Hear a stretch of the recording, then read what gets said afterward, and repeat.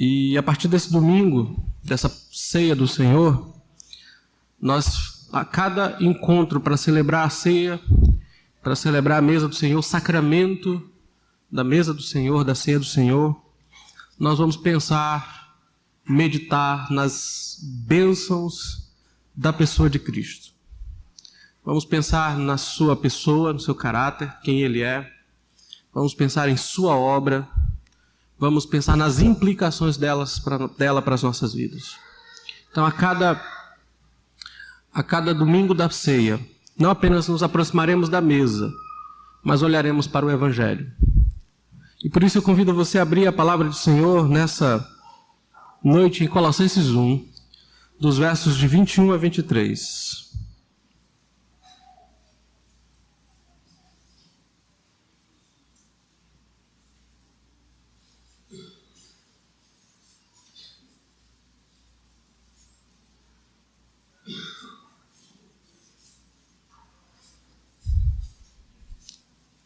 Colossenses capítulo 1, versos de 21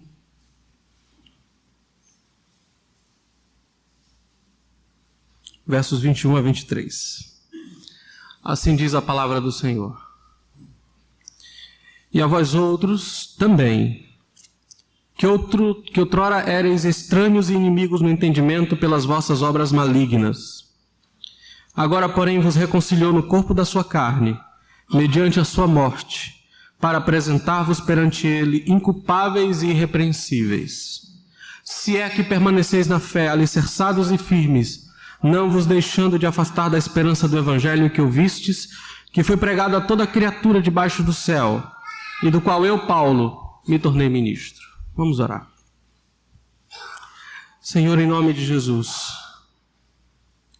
oramos para que o Senhor nos dê graça para entender a Tua palavra e para, ó Deus, aplicar as nossas vidas, para vivermos na confiança daquilo que Jesus fez por nós. O nosso Senhor é suficiente para nós, ó Pai. Sua obra é completa. E estamos completamente felizes por isso. No entanto, nós reconhecemos, Pai, que a nossa mente, os nossos corações são inclinados a se afastar. E muito lentos em pensar, ponderar e admirar essas coisas. É por isso que pedimos em nome de Jesus que o Teu Espírito nos ilumine a mente, que o Teu Espírito nos dê compreensão e entendimento da verdade. Nossas mentes iluminadas pela verdade, convencidas pela verdade, cativarão nossas afeições e a nossa vontade em Tua direção. Ajuda-nos nessa noite a entender e a aplicar para as nossas vidas a Tua palavra. É o que te pedimos. Amém. Meus irmãos, uma das experiências mais difíceis e desagradáveis que você e eu podemos ter na vida é ter algum tipo de dificuldade ou conflito com alguém.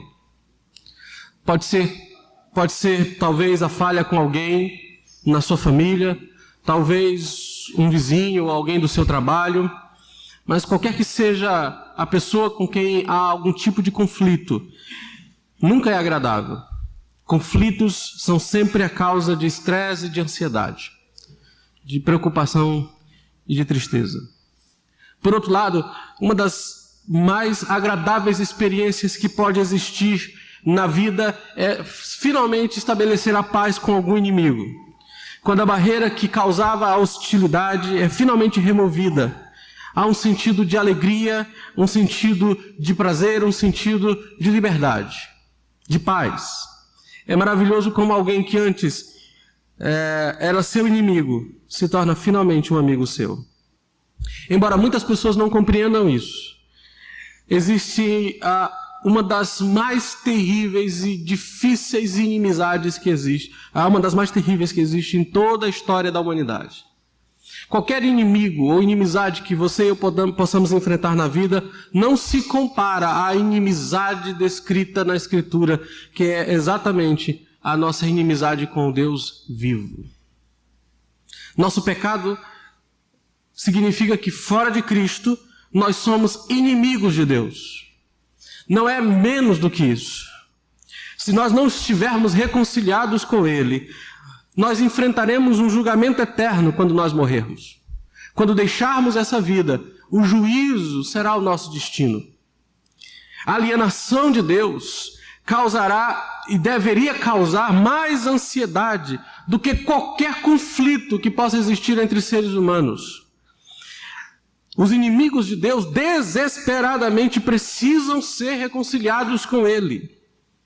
E é isso que Paulo descreve aqui em nosso texto. Nós éramos antes inimigos de Deus, alienados dele, envolvidos e engajados em obras hostis contra Ele. Mas Deus, por causa de seu grande amor, sacrificou o seu Filho perfeito em nosso favor para mudar o status de inimigos para amigos, de alienação para reconciliação. Ser reconciliado com Deus é o que nós experimentamos em Cristo Jesus. Nós agora temos a responsabilidade de continuar na fé e de servir. E mais, continuar na fé é uma evidência de que vocês e eu pertencemos ao Senhor. Os cristãos primitivos, eles se deleitavam em falar da grande mudança que lhes ocorreu pelo Evangelho. Aqui Paulo relembra os colossenses o que lhes aconteceu. E ele faz isso para dar uma ilustração da verdade da reconciliação que ele descreveu um pouquinho antes. Paulo está dizendo que Deus está interessado em produzir um povo santo. A obra da salvação está fundamentada na pessoa de Jesus Cristo. É Ele, e tão somente Ele, que pode reconciliar homens com Deus. E a natureza da sua obra reconciliadora foi finalizada, completada, definitivamente. Não foi deixado nada para nós, nada para mim, nada para vocês, para adicionarmos por meio de obras humanas ou de rituais religiosos. Tudo o que era necessário, Cristo fez. Nós devemos descansar na suficiência da obra de Cristo, porque os cristãos são completos em Cristo, como ele diz no capítulo 2, verso 10, quando ele diz lá assim no capítulo 2, verso 10, também nele estáis aperfeiçoados. Aqui o contraste, meus irmãos, entre aqueles que foram antes inimigos de Deus, verso 21, e a posição que eles agora desfrutam, verso 22. O quadro é pintado de tal forma que dá a impressão de que Paulo deseja dar aos colossenses uma nova apreciação da plena extensão da obra reconciliadora de Cristo neles. Ao longo dos anos, mestres têm ensinado que se deve completar a obra de Jesus Cristo da graça salvadora na vida das pessoas. Esse ensino diminui a importância dessa experiência maravilhosa de conversão quando cremos em Jesus e recebemos o pleno perdão pela graça. Muitos mestres hoje, da segunda experiência, do batismo com o Espírito Santo, da experiência após a conversão, ou de algum tipo de encontro de 3 dias, ou coisas desse tipo, eles veem essa iniciação como uma mudança realmente significativa na vida de uma pessoa, que traz essa iniciação posterior à conversão, essa experiência após a conversão, como algo mais importante, que vai mudar radicalmente a vida e que trará plena comunhão, e que se você não tem, você é um crente de segunda classe. E isso diminui a grandeza da obra de Jesus Cristo. Iniciação com Cristo, perdão de pecados, são vistos apenas como introdutórios. Você está salvo? Que legal, mas ainda não é tudo. Há mais. E se você não for atrás do mais, você é incompleto. Que mentira terrível. Que heresia perniciosa, que diminui a grandeza e a majestade da obra de Cristo. Para que a gente possa confiar na suficiência da obra de Cristo, Paulo descreve o que Cristo fez por nós aqui. E eu quero olhar com vocês essa descrição em 3 caminhos, muito simples. Primeiro, o que fomos outrora. Segundo, o que somos agora. Terceiro, como devemos viver. Mas, claramente, Paulo descreve a coisa assim. Antes éramos inimigos de Deus, agora fomos reconciliados e devemos permanecer na fé. Mas mais ainda, ele descreve a permanência na fé como uma evidência da reconciliação. É o que nós vamos ver nessa noite pela graça de Deus. Vamos olhar então essas 3 coisas. Primeiro, antes vocês estavam alienados e em inimizade. eram inimigos. Verso 21, veja lá. Ele diz assim: e a vós outros também, que outrora erais estranhos e inimigos no entendimento pelas vossas obras malignas. A palavra estranhos aqui, ela está num tempo verbal que traz a ideia de uma alienação constante e progressiva. A construção aqui foca no estado passado. Éramos alienados. E enfatiza também a persistência nesse estado. Éramos, estávamos e persistíamos nesse tipo de alienação. Era um estado constante, permanente. Era um estado que apenas avançava. Ele continuava a ser daquele modo. Nascemos assim, é o que as Escrituras nos mostram. Nós nascemos nesse estado desesperado. E alienação, ou estranhos aqui, traz a ideia de alguém que está fora, que é esquisito, que é completamente distante, que não faz parte de um país, de um lugar, ou que está longe daquele lugar que ele gostaria de estar, ou que era necessário. É um alienado, alguém que não faz parte. E ele diz: antes vocês eram isso, vocês eram estranhos. Vós outros que outrora erais estranhos. Meus irmãos, isso é uma coisa muito séria e forte aqui, porque Paulo está dizendo que sem Cristo Jesus, em nossa vida sem Cristo, como filhos de Adão, nascidos nesse mundo, nós somos e estávamos sem esperança de tratar com a nossa condição pecaminosa, éramos incapazes de estabelecer um relacionamento com Deus e, na verdade, não tínhamos nenhum relacionamento com Ele, estávamos fora, estranhos, completamente alienados. Esse era o estado de todo ser humano. Paulo descreve aqui o estado em que todos os homens se encontram. Não importa se religiosos ou não. Não importa se envolvidos em terríveis pecados ou se completamente devotados a algum tipo de religiosidade. Sem Jesus Cristo, sem a pessoa de Cristo, o estado é esse, alienado. Num estado persistente e permanente de alienação. Mas ele diz que essa alienação, ela é manifestada na inimizade de entendimento. Veja o texto. Inimigos no vosso, ou no entendimento. Inimigos no entendimento. Paulo usa aqui une a alienação com ser inimigo em sua mente. Porque a alienação tem a ver com a sua relação com Deus. E aí o conectivo "e" pode ser entendido assim. Vocês estavam alienados porque eram, ou porque sua mente era inimiga de Deus, ou mesmo inimigos. É como se ele dissesse: essa alienação é assim, é manifestada nessa inimizade contra Deus. E inimizade fala do estado de animosidade, no estado de numa atividade hostil, numa oposição. Não apenas longe, distante, alienado, mas o que Paulo está dizendo aqui na mente, na maneira de raciocinar, na maneira de pensar, na maneira como nós olhamos a vida, articulamos as ideias para a nossa existência, o que está por trás é inimizade contra Deus.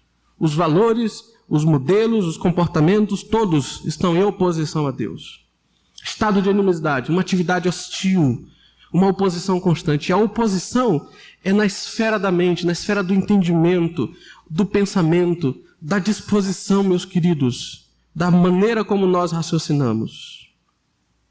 Éramos completamente hostis para com Deus. Estávamos longe dele. Aliás, não é exatamente isso o tipo de pensamento ou o modo como as pessoas e o mundo se comportam hoje, irmãos. E veja que a manifestação, diz Paulo, a prova da hostilidade da pessoa na sua mente contra Deus são as suas obras. Veja o verso. Por causa ou pelas vossas obras malignas. Estão fora de Deus, porque em seus pensamentos ou em seu ser, eles odeiam a Deus, e a prova de que isso é verdade está na maneira como eles vivem. É isso que Paulo está ensinando. Pelas vossas obras malignas. A mente, com as suas atitudes não regeneradas, expressa-se através das obras malignas. Meus irmãos, o que Paulo está nos ensinando é que antes da salvação, os homens sempre se colocavam, eu e vocês e todos nós, em oposição a Deus de uma forma ou de outra. E isso é verdade até mesmo dos religiosos e daqueles moralmente corretos. Porque Toda vez que o meu coração, minha mente e a minha maneira de raciocinar e viver despreza Deus e a sua vontade, não se inclina a Ele, não o adora, não o ama de todo o coração, não devota o seu ser a Ele, o que está por trás disso é alienação, inimizade, oposição. Mas a oposição pode se manifestar de maneiras diversas. Aqui Paulo não está falando apenas de pessoas que, por exemplo, odeiam a Deus e dizem isso abertamente. Mas, por exemplo, de pessoas que são completamente, que são indiferentes a Deus. Porque talvez você me diga, pastor, eu não acho assim, eu vejo pessoas que não são tão inimigas de Deus, não dizem, têm um respeito por Deus, pelas coisas religiosas, pela divindade. Mas olhe para a indiferença, olhe para a indisposição contra Deus, olhe para a atitude de negar, negligenciar ou rejeitar o seu filho Jesus. Se tem algo que mostra mais ainda o ódio do coração humano, é quando apresentamos a Cristo as pessoas e elas rejeitam o Rei dos Reis, rejeitam Cristo. E essa rejeição é resultado do coração hostil a Deus. Quando Cristo veio ao mundo, os homens amaram mais as trevas do que a luz. Eles odeiam a Deus. Cristo é Deus vindo ao mundo, então eles rejeitaram a Cristo. E sempre que o homem rejeita Cristo, o que está por trás disso é inimizade. Mesmo na religiosidade, você pode ser um religioso exatamente por causa da sua hostilidade a Deus. Porque a religiosidade, ou uma certa religião, pode estar sob seu controle. Você determina os rituais, você vivencia aquilo e se satisfaz com as suas obras e com a sua justiça, mas não se submete àquela que vem de Deus. É uma rejeição a Deus constante e o tempo inteiro. Não importa quão piedoso, quão moral as pessoas possam parecer aos olhos dos outros, ou quantas boas obras elas se orgulhem, ou se engajem, se envolvam. Do ponto de vista de Deus, as suas obras são más, porque nascem de um coração que rejeita a Deus. Um coração e uma mente inimiga de Deus. Essas obras, não importa quão boas possam parecer, são ímpias se aqueles que fazem se opõem ou ignoram a pessoa e a obra de Jesus Cristo como fonte da sua vida, como único meio de reconciliação, são sempre obras malignas.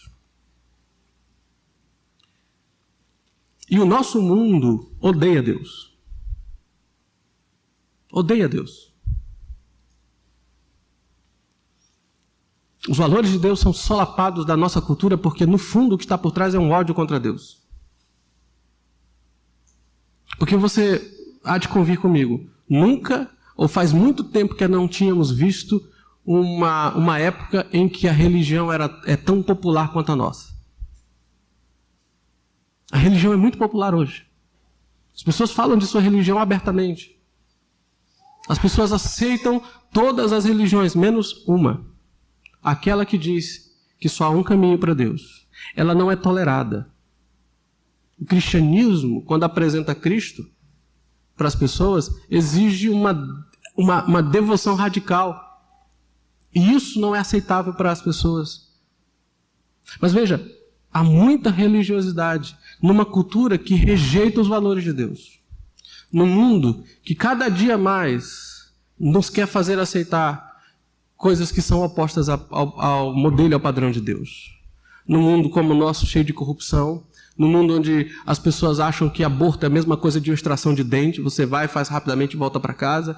Num mundo que quer definir família de qualquer maneira, de qualquer modo, quando Deus já definiu família como um homem e uma mulher que gera filhos e que vivem ali em um casamento monogâmico, um homem com uma mulher, e tão somente isso. Mas a nossa cultura odeia Deus e os seus valores e quer redefinir todas as coisas e destruir todos os fundamentos que nos remetem a Deus e a sua vontade.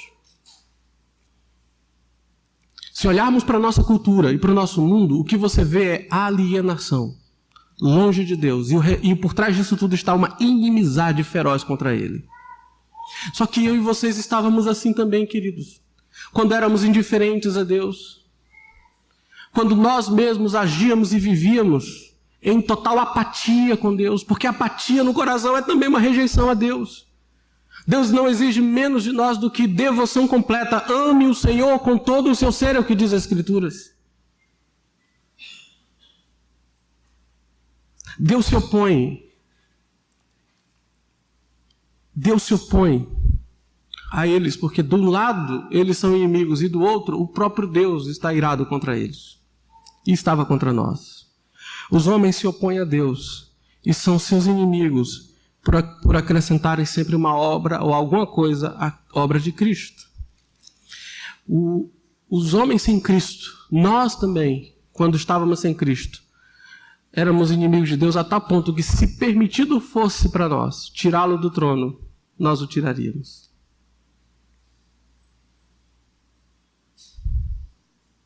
Porque quando ele veio ao mundo e se fez homem, os homens o mataram. Ódio contra Deus é a marca do homem caído. Você e eu éramos assim, irmãos. Você e eu andávamos desse jeito. Hostilidade, completamente hostis, que não querem voltar-se para Deus. E nossa alienação a Deus é resultado de duas coisas. Deus é santo, nós somos pecadores, a ira de Deus está contra nós e estamos perdidos. Sem Cristo, esse é o nosso estado. A mente dos homens não se volta para Deus. Mas Paulo, graças a Deus, não para por aí. Não apenas diz como éramos antes. E esse é um quadro difícil, né? É um quadro terrível. É um quadro negro. Mas ele diz que agora nós fomos reconciliados. Vejam o verso 22. Agora, porém, vos reconciliou no corpo da sua carne mediante sua morte para apresentar-vos perante ele santos, inculpáveis e irrepreensíveis. Mas agora reconciliados e consagrados a Deus, é o que Paulo diz que Cristo fez. E a vós outros, verso 21, Paulo associa a obra cósmica de Cristo aos crentes em Colossos. A reconciliação de Cristo, embora cósmica em sua natureza, porque olha o que diz o verso 20, que havendo feito a paz pelo sangue da sua cruz, por meio dele reconciliar-se consigo mesmo todas as coisas, quer sobre a terra, quer nos céus. E todas as coisas aqui não são cada pessoa da face da terra, porque muita gente usa esse verso 20 para dizer, tá vendo? No fim, Deus vai reconciliar todo mundo. Os ímpios, os demônios, todo mundo vai ser uma reconciliação cósmica e tudo vai acontecer. E junto com os que creram e os que não creram, Deus vai refazer tudo isso. Não, a dinâmica aqui é da reconciliação que incluirá céus e terras. Deus vai de fato restabelecer a ordem. E os que creem e foram reconciliados pela obra da cruz participarão disso. Não há nenhum ensino aqui de salvação universal nesse texto, porque não é esse o aspecto aqui. O que Paulo está dizendo é que essa reconciliação que Cristo adquiriu para restaurar a ordem da criação inclui a nós, inclui eu e vocês. Ela tem uma aplicação local tremenda e tem um significado a nós que cremos em Cristo Jesus e a todos os cristãos em todos os lugares, irmãos. Veja, ele nos reconciliou. A palavra significa mudar. Literalmente é mudar. E ele diz, e o tempo verbal aqui significa mudou de uma vez por todas. Ele nos reconciliou significa que ele mudou o estado do verso 21. Qual era o estado lá? Éramos inimigos de Deus na mente, alienados de Deus por causa das nossas obras más. Qual é o estado agora? Ele muda completamente isso. Ele transforma radicalmente isso. E ele fez isso no corpo da sua carne. Aqui, corpo da sua carne é uma referência à natureza física, ao corpo de Cristo. Paulo usou esse termo para enfatizar a realidade de que Cristo de fato foi o homem, que se fez homem, o Deus que se fez homem. Ele tinha um corpo humano, uma natureza humana real. Porque os hereges daquela época seguravam que a reconciliação poderia ser realizada por seres espirituais. Eles davam pouco ou nenhum valor à obra de Cristo em um corpo físico. Porque alguns nem acreditavam que ele tinha um corpo físico. Paulo vem e diz, não, ele se fez homem. Ele teve um corpo na natureza humana. E lá na cruz ele de fato morreu. Porque ele diz, no corpo da sua carne através da sua morte. Ele morreu. Ele morreu através da morte deste corpo. A reconciliação se fez completa. Por quê? Porque quando Cristo morre na cruz, ele morre pelo pecado dos seus eleitos. Ele morre por aqueles que Deus escolheu e que estão espalhados por toda a face da terra. Ele assume a culpa deles. Ele recebe sobre si a condenação que esses pecados mereciam. Deus Pai considera como se ele tivesse falado as palavras pecaminosas que nós falamos, praticado as ações pecaminosas que praticamos, as obras malignas descritas aqui. Deus Pai o considerou como se tivesse pensado os pensamentos pecaminosos que nós pensamos. Aquele estado de inimizade que merece juízo lá do verso 21, Deus Pai considerou seu Filho tendo sido inimigo dele em nosso lugar. Jesus sempre fez a vontade de Deus, sempre andou em santidade, sempre em todo o seu ser, devotou-se exclusivamente ao Pai. De modo que quando ele morre na cruz, não morre como um pecador, pois ele não tinha pecado. Ele é absolutamente perfeito. Mas lá diz a Escritura, como nós cantamos aqui, o Pai se agradou em fazer cair sobre ele todas as nossas iniquidades. E o castigo que nos traz a paz estava sobre ele. Ele foi castigado para nos trazer paz. Gente, vamos parar um pouquinho aqui. Deixa eu parar um pouquinho aqui. Quando você ouve essas coisas, como você reage? Porque essa é a mais incrível e extraordinária verdade que existe em todo o universo. Isso deveria produzir em nós uma resposta de adoração, de admiração incontidas.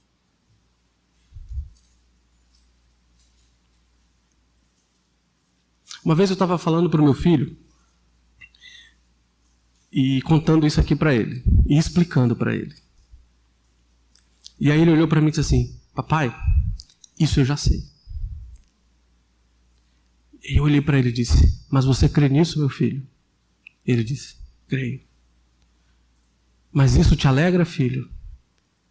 Ele disse: sim, pai. Mas por que eu tenho que ouvir isso várias vezes? Ele disse: porque essa é a melhor notícia que existe. E o teu coração tem que ser preenchido por isso todos os dias. Você precisa crer nisso mais do que em tudo. É a única verdade que te fará andar plena e perfeitamente nessa vida. Sabe, um dos sinais de que o nosso coração está longe, seco, distante, frio, é que isso aqui não nos impressiona mais como antes. Deus estava contra você.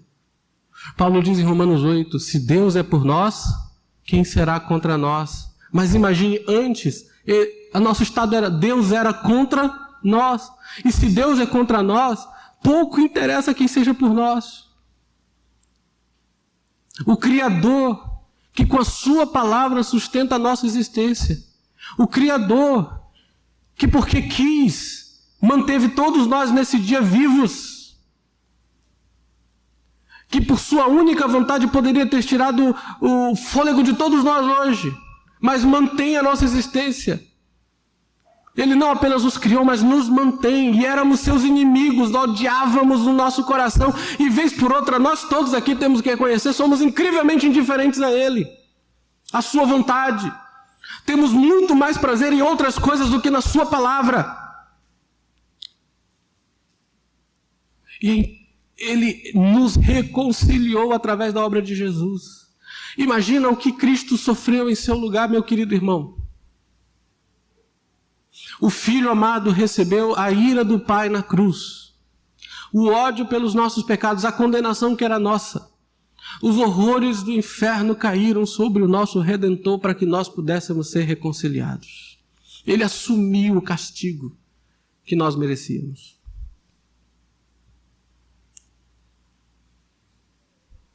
Reconciliados, é isso aqui. Você está reconciliado. E veja o tempo verbal. Você já está reconciliado de uma vez por todas. Isso nunca vai mudar. Nunca. Nunca mais. Eu sei que existe um grupo de crentes que diz assim, não é bem assim não, pastor. Se ele não ficar firme até o final, se ele não continuar perseverando, se ele cair definitivamente, ele perde isso. Me desculpe quem crê nisso, mas você está profundamente equivocado e isso é um problema para a sua alma. A verdade bíblica inquestionável é essa. Ele nos reconciliou de uma vez por todas. E isso nunca mudará. Nunca. Porque se pudesse ser mudado é porque esta obra de Cristo é imperfeita. Se eu pudesse mudar a obra de Cristo na minha vida, isso definitivamente seria uma demonstração de que a sua obra é incompleta e imperfeita. Mas a obra de Cristo é perfeita e completa. E o que Ele faz de forma definitiva. Você está reconciliado para sempre. Deus não é mais alguém que está contra você. E nem você precisa estar contra Ele mais. Você foi reconciliado, reaproximado. Você tem comunhão com Ele e você pode fazê-lo apenas e através de Jesus Cristo. Uma outra lição importante sobre esse fato é que, perceba quem é a pessoa por meio de quem você é reconciliado. Você é reconciliado através de Cristo e sua obra. Ele diz, agora, porém, vos reconciliou no corpo da sua carne, mediante a sua morte. Você só precisa de Jesus para se aproximar de Deus e para ter comunhão com Ele. Você foi reconciliado em Jesus e o único acesso, o único caminho a Deus é Jesus Cristo. Nunca coloque ninguém no lugar de Jesus. Nunca coloque suas obras. Nunca coloque um intermediário. Você não precisa. É apenas através de Cristo e tão somente dele. Ele é suficiente. E se você vai a Deus através de Jesus, então você é recebido, aceito e amado. Às vezes a gente acha que precisa de alguém para Deus nos ouvir ou para nos achegarmos a Ele. Não existe isso. Há tantos pregadores falsos aí querendo enganar pessoas, passando a ideia de que eles são mediadores excepcionais. Deus fala diretamente com eles, eles são o único canal de bênção, são os grandes profetas e apóstolos que existem por aí. Não entre nessa. Não entre nessa. Aliás, eles são aqueles que dizem assim, não toque no ungido, que é para você não questioná-lo. Isso é loucura, besteira. Na Bíblia, no Novo Testamento, todos os crentes são ungidos de Deus. Não existe super ungidos intocáveis na igreja. Não existe isso. Não caia nessa, irmão. Não há mediadores mais. Só há um mediador. Só uma pessoa por meio de quem somos reconciliados. Jesus Cristo. Ele é suficiente. Então somente Ele. Creia somente nele. Mas veja para que Ele fez isso. Verso 22. Para apresentar-vos santos, culpáveis e irrepreensíveis diante dele. Santos aqui significa consagrados, dedicados, inteiramente separados para Deus. E inculpáveis aqui é sem mancha. Um termo técnico do sistema sacrificial do Antigo Testamento. No Antigo Testamento, quando iam sacrificar no templo, eles tinham que levar um animal sem defeito. O animal sem defeito deveria ser oferecido a Deus. Paulo não está falando de nossa conduta aqui. Porque nós não somos sem defeitos quando a gente fala de conduta. Nós pecamos. Mas ele fala de nossa posição por causa de Jesus Cristo, diante de Deus, aos olhos dele em Cristo. Ao estarmos em Cristo, e por estarmos em Cristo, não apenas estamos reconciliados com Deus, mas aos olhos de Deus nós somos consagrados e sem culpa. Nossa identificação com Cristo é tal que a justiça de Jesus, a obra e vida perfeita que Cristo adquiriu, sua posição diante de Deus, são nossos, nos pertencem. Por isso Ele nos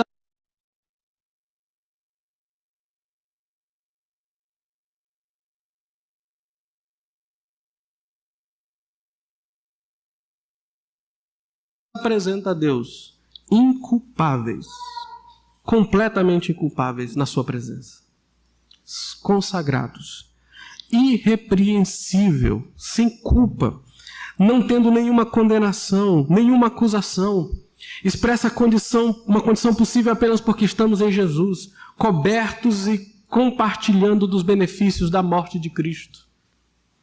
Olhe para você, meu irmão. Avalie seu coração e sua vida. Quantas culpas você não tem? Quantos erros você já não cometeu? Nesses dias, nessas semanas, nesse mês. Uma palavra que você disse, um pensamento que você teve. Todos nós aqui nessa noite somos culpados de ter falhado, fracassado e pecado. Todos nós aqui fazemos isso. É ou não é? Sim. Se dissermos que não temos culpado, mentimos, enganamos a nós mesmos.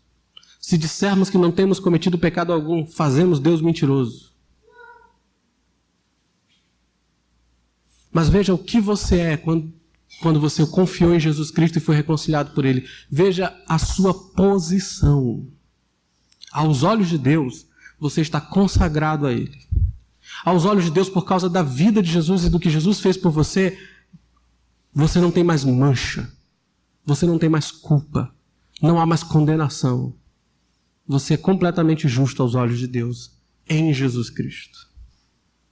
Olha que coisa maravilhosa, olha que notícia perfeita. Sabe por que você ora e Deus te ouve? Por causa disso aqui. Por causa da justiça de Cristo, Deus te recebe na presença dEle. Sabe por que a adoração que apresentamos essa noite diante de Deus através dos cânticos é recebida em sua presença? Por causa de Jesus. Por causa da justiça somos justos aos olhos dEle, santos, inculpáveis e irrepreensíveis. A linguagem aqui é de justificação, irmãos, porque reconciliação é algo que Deus já realizou através de Cristo uma vez por todas. Os colossenses não têm parte nisso aqui. O lugar onde essa mudança foi feita, diz Paulo, foi na cruz, não em nossos corações. O verbo apresentar era usado em linguagem legal, significando trazer diante da corte. E a ideia é de que Jesus nos reconciliou por sua morte para nos trazer diante do divino juiz como reconciliados, sem nenhuma reprovação, sem nenhuma falta. Deus é o juiz de toda a terra, que julgará todos. E Jesus Cristo, ao morrer por nós, nos apresenta diante do nosso Deus e Pai. E nós somos apresentados por causa da sua obra, é exatamente isso. Sem mancha, sem reprovação, sem culpa. É isso que eu e você somos, por causa de Jesus Cristo. Como isso conforta o meu coração? Como deve confortar o seu irmão? Deus não tem mais nada contra você. Não há mais culpa. Reconciliado de uma vez por todas. Essa é a sua posição. Agora é evidente que por causa dessa posição, Deus vai transformar você, é o que Paulo vai dizer em Colossenses mais à frente. Você vai ser transformado para passar a viver exatamente assim, santo, inculpável e irrepreensível. E um dia, quando Cristo voltar, como ele diz lá em Colossenses capítulo 3, verso 4, nós seremos manifestados juntamente com Cristo, e então seremos completamente, totalmente santos, inculpáveis e irrepreensíveis.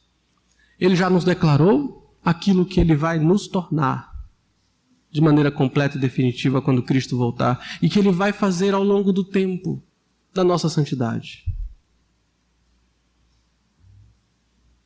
Antes, inimigos. Agora, reconciliados.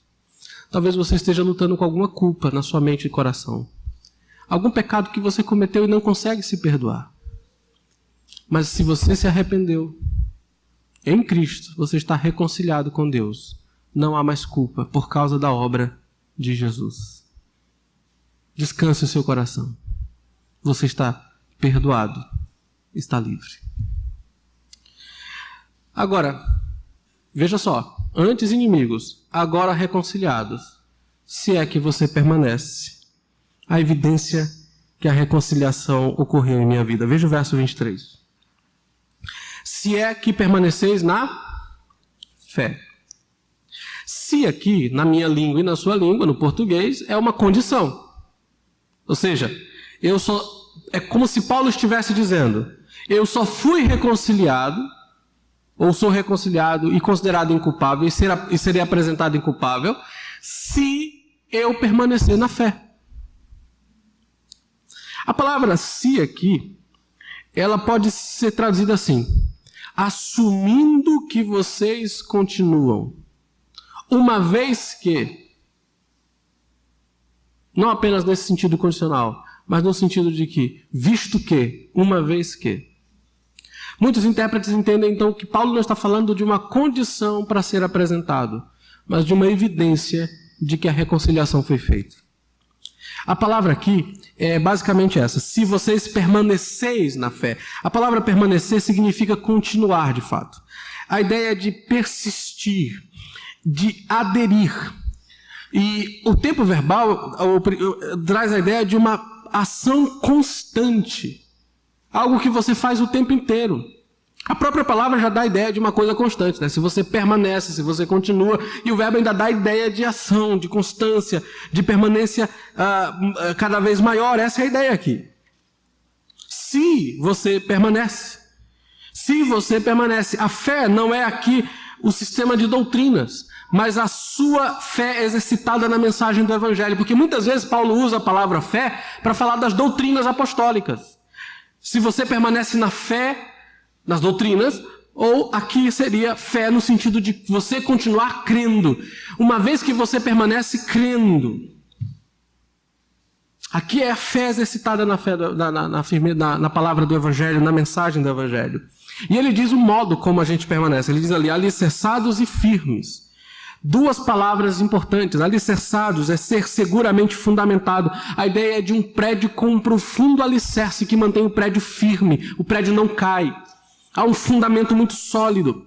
E por isso ele está firme, está estável. Quando você está firme, permanece crendo na verdade, você está firme, alicerçado, fundamentado. Quando aplicado a um prédio, refere-se aos alicerces, a um fundamento certo, a um fundamento firme, a firmeza da estrutura. Bem, aonde você deve estar firme? Que estrutura e fundamento é esse? Ele diz aqui, olha lá. Não vos deixando afastar da esperança, do Evangelho que ouvistes e que foi pregado a toda criatura debaixo do céu, e do qual eu, Paulo, me tornei ministro. Não vos deixando afastar, irmãos. Literalmente, nunca se afaste. Nunca. Nunca abandonando. Aqui é a esperança do Evangelho, é a esperança proclamada e provida pelo Evangelho. A esperança de que você será salvo definitivamente quando Cristo voltar. É a expectativa da final e completa salvação que pertence aos que creem em Jesus quando Ele voltar. E que o Evangelho anuncia para nós. Você já está perdoado, você está aceito diante de Deus por causa de Jesus, mas Cristo voltará para pôr fim a essa ordem caída inimiga dele e estabelecer um novo céu e nova terra onde habitaremos e viveremos para sempre. E nesse ambiente, todos os que foram reconciliados viverão. Essa é a nossa esperança. Veja que a nossa esperança, ela vem do Evangelho. O Evangelho é que de fato cria esperança em nossos corações. A verdadeira e segura esperança somente é a esperança do Evangelho. A real e genuína esperança é aquela que o Evangelho nos mostra e provê em nosso coração. E você precisa confiar no Evangelho. Porque primeiro essa foi a mensagem que você ouviu. Ele que diz aí, olha só. Que ouvistes. Foi ela que chegou até vocês e deu vida a vocês, que fez vocês crerem em Jesus. Esse Evangelho é o mesmo que é pregado em todas as partes do mundo, onde há uma verdadeira igreja de Jesus Cristo. Ele diz que foi pregado a toda criatura debaixo do céu.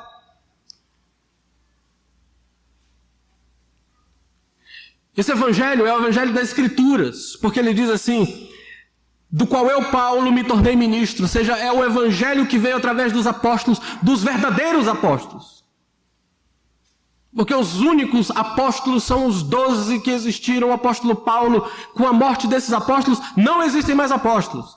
O que existe não é sucessão apostólica, o que existe é a mensagem apostólica permanecendo na igreja através das Escrituras. A única sucessão apostólica que existe é da Escritura. Está aqui a Bíblia para nós, nós temos o ensino dos apóstolos. Se alguém perguntar para você, algum apóstolo prega na sua igreja, olha, meu pastor abre as cartas de Paulo quase todo domingo, então tem Paulo pregando lá na nossa igreja. Eu ouço apóstolo quase todo domingo. É apenas isso. Esses carinhas que dizem eu sou apóstolo, criam ministérios, são falsos apóstolos. Não são verdadeiros. Não creia nisso. A única mensagem segura, verdadeiro evangelho, que traz salvação, que traz esperança, é esse evangelho apostólico, é o que está aqui. Você e eu não precisamos de mais nada, apenas da Escritura, da Bíblia, da Palavra de Deus. Ela é suficiente para nós. Você só pode conhecer Jesus Cristo salvadoramente através da Bíblia. Somente ela pode dar salvação para você. Então não tem lugar para nova revelação, para pessoas dizendo que receberam uma mensagem nova de Deus, para uma nova era. Isso não existe. Veja que Paulo diz, vocês têm que permanecer firmes aqui, no Evangelho. A fé de vocês só vai ficar fundamentada, firme e sólida, se estiver fundamentada na palavra de Deus, no Evangelho dos Apóstolos. Ele deixa claro, é o Evangelho que eu preguei. É o Evangelho do qual eu sou ministro. É o mesmo evangelho que os outros apóstolos pregaram. É a mensagem que Jesus passou para nós. É a mensagem que foi profetizada pelos profetas do Antigo Testamento. Portanto, é a mensagem da Bíblia e da palavra de Deus. O que Paulo está dizendo é que uma evidência de que você foi reconciliado é que você permanece crendo em Jesus conforme as Escrituras. Se você permanece firme, crendo nele, cheio de esperança na volta dele, no Evangelho, esse é um sinal de que você foi reconciliado. Os reconciliados permanecem firmes até o final. A mensagem que a Bíblia ensina é o que nós afirmamos como doutrina da perseverança dos santos. Os que foram eleitos, foram alcançados pelo Espírito, conduzidos à fé e ao arrependimento em Jesus, são mantidos, preservados, guardados de tal maneira que eles permanecem na fé até o final. É isso que Paulo está dizendo aqui. Você é um homem e uma mulher reconciliados, apresentados irrepreensíveis, inculpáveis e santos diante de Deus, uma vez que você permanece firme na fé. Mas por outro lado, vejam que aqui está o sólido fundamento da minha e da sua fé, irmãos. Talvez as nossas instabilidades sejam explicadas bem aqui. O quanto do Evangelho realmente tem alimentado minha mente, a sua mente, os nossos corações durante a semana. A cada domingo vocês ouvem sermão. Estudam na escola bíblica dominical. Nosso encontro é quase semanal. Praticamente. Eu vejo muitos de vocês e converso com muitas pessoas durante a semana. Mas vocês ouvem a palavra de Deus pregada, basicamente muitos de vocês só domingo. O que vocês fazem durante o resto da semana? Quanto tempo vocês dão à Escritura? Quanto tempo vocês dedicam para meditar nas verdades do Evangelho? Para falar para si mesmo delas? E vocês têm ouvido sólida a palavra de Deus? O que nós pregamos aqui é diferente do que você ouve durante a semana quando está ouvindo outro tipo de pregação? Não gera confusão em você quando você percebe que pessoas ensinam, por exemplo, uma mensagem diferente dessa? Tipo, crentes podem perder a salvação? É preciso boas obras para agradar a Deus? Ou a única intenção de Deus ao fazer Jesus morrer na cruz é que você não fique doente e seja rico?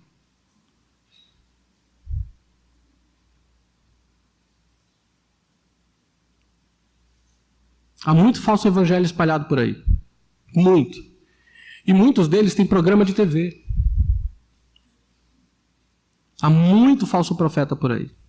E você precisa tentar e ter cuidado com eles. Essa turma que prega a teologia da prosperidade pode ser gente boa, pode lutar pela família no Brasil, pode lutar contra a PL 122, mas ainda assim o que está por trás da mensagem deles é heresia. Nós não devemos dar ouvido a isso. Paulo está dizendo, se é que vocês permanecem na fé, alicerçados e firmes, não vos deixando afastar do Evangelho. Esse era o problema dos colossenses. Novos e falsos mestres entraram na igreja, eram gente boa, amigos, pessoas muito divertidas, gente assim que é agradável. Eles começaram a conquistar as pessoas, iam nas casas e diziam, isso que Epáfras pregou é uma mensagem boa, é isso mesmo, você tem que crer em Jesus. Olha, mas a gente tem uma coisa a mais aqui para você, está faltando isso aqui para você. A gente quer ensinar você. Eu não queria falar do seu pastor não, mas seu pastor ele tem um conhecimento raso, falta mais coisa, sabe? Ele não ensinou tudo o que vocês precisam. A gente tem um conhecimento, a gente tem aqui uma mensagem peculiar, particular. Venham ouvir o que a gente tem a dizer. Vamos fazer um cafezinho lá na casa de vocês, a gente começa a conversar sobre o assunto. E aí eles foram disseminando o falso ensino na igreja. E Paulo disse, não faça isso, não se afaste da mensagem que eu preguei, que vocês receberam de Epáfras. E a mesma coisa eu digo aos irmãos, não deem ouvidos a outra mensagem que não aquela que está na palavra de Deus. Não se afaste da verdade, querido, dando ouvidos a falsos ensinos. Isso vai destruir a sua alma. Vai perverter o seu pensamento. Vai pôr em risco a sua vida. Tenha cuidado com isso. A gente precisa ficar alerta, muito atento. Muito atento mesmo. Eu já disse a vocês que encontrei, às vezes, uma pessoa que frequentava uma igreja séria e que depois de um tempo começou, por causa de um programa de TV nos fins da tarde, a dizer que a doutrina da Trindade não é bíblica. Começou a dar ouvidos a falsos ensinos. Logo a sua mente estava começando a ser perturbada. Tenham cuidado, é o que Paulo está dizendo. Permaneçam no evangelho que vocês receberam de nós. Para nós aqui significa permaneçam na Escritura, no que a Bíblia diz. Julgue todas as coisas à luz dessa verdade, porque uma evidência de que você e eu somos reconciliados é que nós permanecemos firmes na fé. Então, meu irmão, continue confiando nessa verdade, alimentando sua alma com ela. Mas talvez você veio essa noite aqui e o seu problema é outro. Você não crê ainda. Meu querido, deixa eu dizer uma coisa. Se você não crê em Jesus, o que diz o verso 21 é uma realidade para você, como era para nós. Nós somos inimigos de Deus em Cristo. Você pode ter vindo nessa noite aqui como inimigo de Deus, mas pode sair daqui reconciliado. Se você se arrepender dos seus pecados e confiar em Jesus Cristo, você será reconciliado de uma vez por todas, perdoado, consagrado, aceito na presença dele. E aquilo que é dito aqui no verso 22 será verdade sobre você, santo, inculpável e irrepreensível. Creia nele agora, confie nele, entregue sua vida a ele. Faça isso agora. Não continue um inimigo de Deus, mas reconcilie-se com ele. Lembre-se, não há nenhum mediador entre Deus e os homens, somente Jesus. E mais, não existe nenhum mediador entre os homens e Jesus também. Porque tem gente que diz, não, tudo bem, entre Deus e homem é Jesus, mas precisa de alguém para Jesus. Não precisa. Vá a Cristo agora, creia nele. Você tem que se voltar para Jesus. Não há intermediários entre nós e Jesus Cristo, e não há intermediários entre Deus e os homens, senão apenas e tão somente a pessoa de Jesus. Única e exclusivamente. Só há um mediador entre Deus e os homens, diz o apóstolo Paulo. Vá a Cristo, creia nele, confie nele, e faça isso agora em nome de Jesus Cristo. Vamos orar? Senhor, em nome de Jesus, para o louvor da tua glória, oramos confiados na tua bênção, na tua graça, na tua bondade, na tua misericórdia, louvando o Senhor porque nos reconciliou em Cristo Jesus. Éramos inimigos teus, alienados porque nossas mentes te odiavam, e isso era manifestado no tipo de vida que levávamos, em oposição radicalmente contra o Senhor. Mas por tua misericórdia o Senhor veio e mudou completamente essa situação. Nos transformou, mudou o nosso estado de inimigos para reconciliados, para amigos, para santos, irrepreensíveis, inculpáveis na tua presença, diante dos teus olhos, às tuas vistas. Ó Deus bendito e maravilhoso, que bênção maravilhosa é essa que temos. Ajuda-nos a continuar confiando na verdade, a permanecer firme na esperança do evangelho que o Senhor nos deu, para que em tudo tu sejas exaltado. Em nome de teu Filho Jesus. Amém.